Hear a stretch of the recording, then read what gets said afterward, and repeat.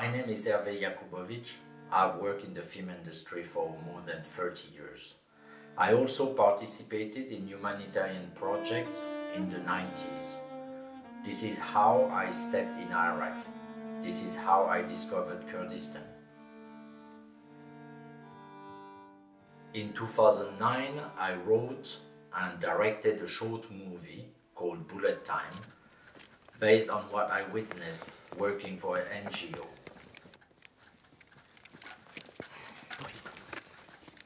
Hello. In 2016, I was searching for a story and convinced myself to return to Iraq in order to find inspiration. This country had always fascinated me. However, instead of just finding a story, I found myself in the middle of a war.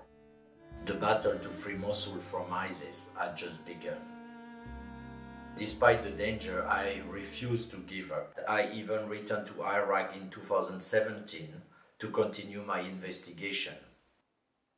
I consider that I have a responsibility to share what I saw in Mosul. This is how this book, The Eagle of Diyarbakiru, was born.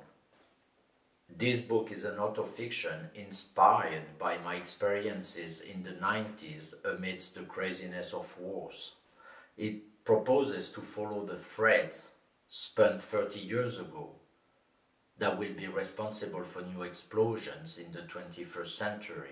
It takes us back to a time when Yugoslavia was in flames, Rwanda was bleeding, and there was a first attempt to destroy the Twin Towers in New York.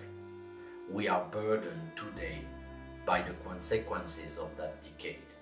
The story follows a young photographer who, after being wounded by a bullet that came from nowhere in Kurdistan, sees his life take a tragic turn. Determined to confront death, he throws himself into the chaos of the 90s. But fate has other plans for him. 25 years later, after promising himself he would never return to a war zone, thinking he had found harmony and peace, the hero is overtaken by his past.